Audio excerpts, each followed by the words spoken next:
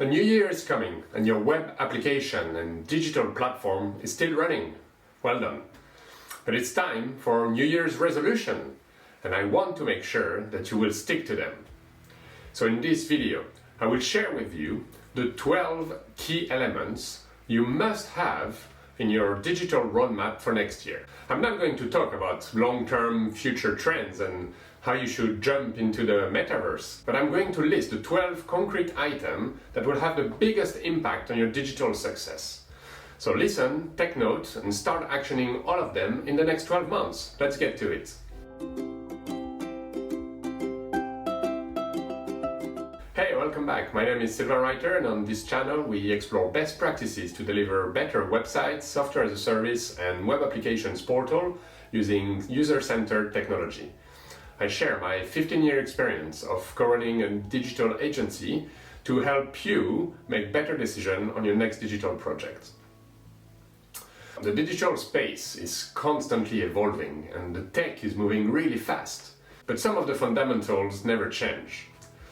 And this year, more than ever, we have seen a big realization from most of our clients that they need to get the basics right before they can start investing more budget into innovation and new features.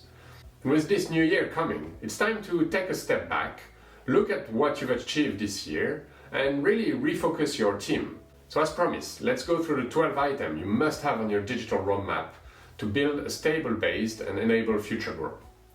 First, you should try to improve your analytics reporting.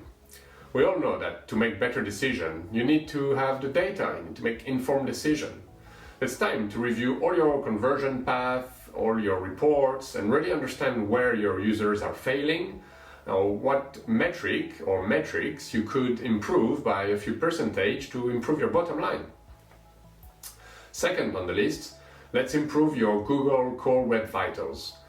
Search engines are getting smarter and smarter and behaving like humans.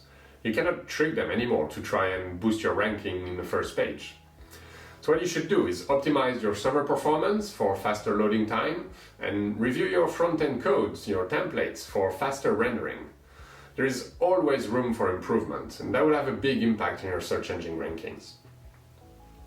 Number 3, going a bit into tech, you should continue to reduce your technical debts and aim for something like 20%, for example.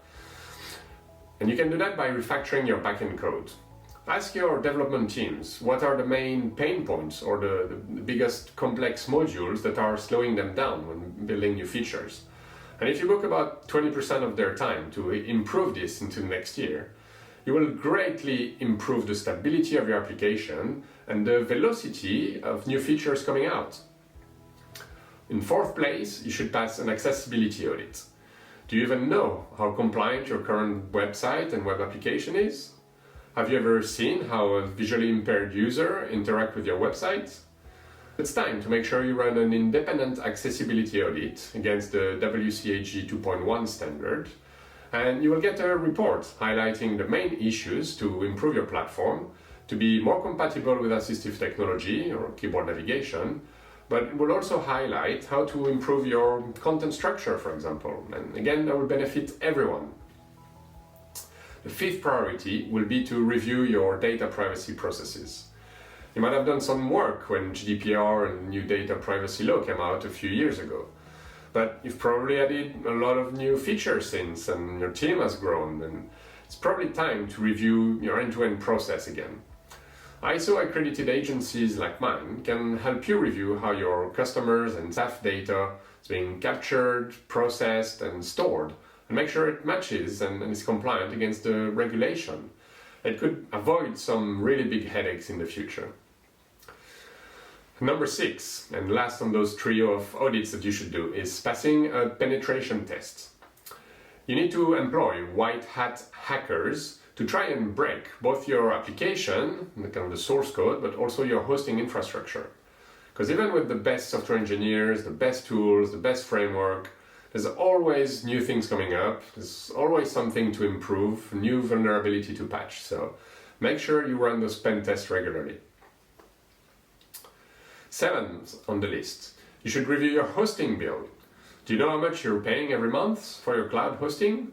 Are you taking advantage of the dynamic scaling of cloud infrastructure? Have you even heard of the new serverless solution or headless CMS, generating static sites where you don't even need to run servers anymore? Whatever stage you're at, there's probably some optimization on cost to be made. And at the same time, this most probably can improve the reliability and the redundancy of the systems.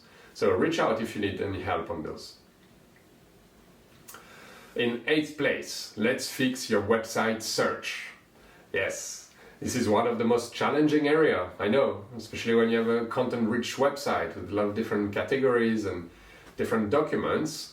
Every project is very tricky, and all the out-of-the-box solutions from most frameworks don't work very well.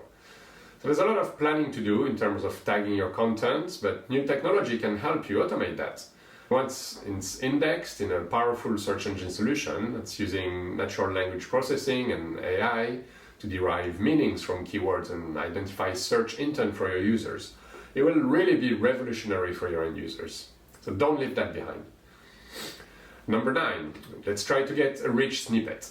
This is when Google shows an extract of your web page at position 0 on top of the results for a specific keyword.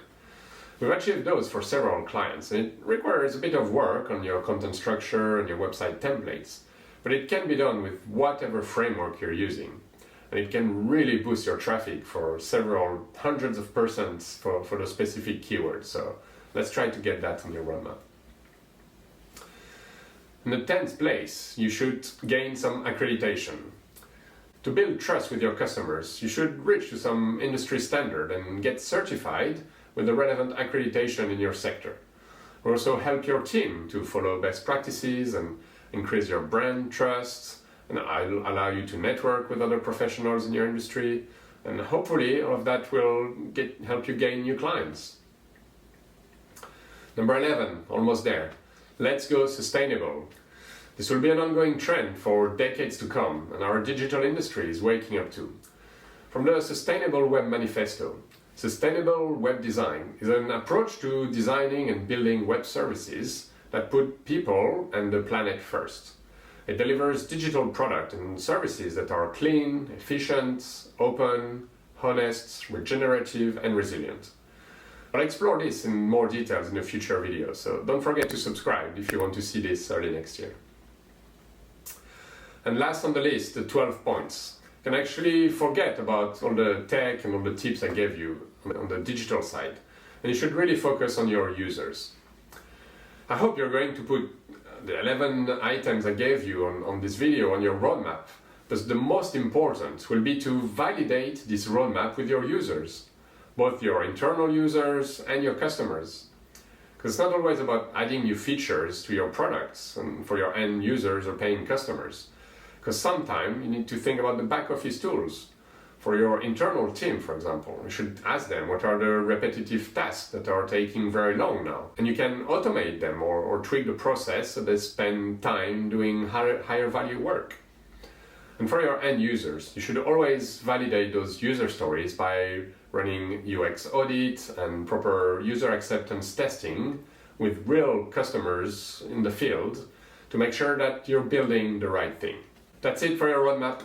12 items that will make the biggest difference in your digital success next year. So you should review which one make more sense for you and reprioritize them. There's a link to the full list in the description below. And then just try to schedule all your efforts to maybe achieve one per month in the next year. That would be really amazing. I hope you found this useful and that it gave you some ideas. If you need help with your digital system in 2022, don't forget to subscribe to this channel and leave me some comments below or get in touch. You can read more about Google Core Web Vitals by watching this video, and also how you can plan your app refactoring by watching this video. Until next time, stay safe and see you soon.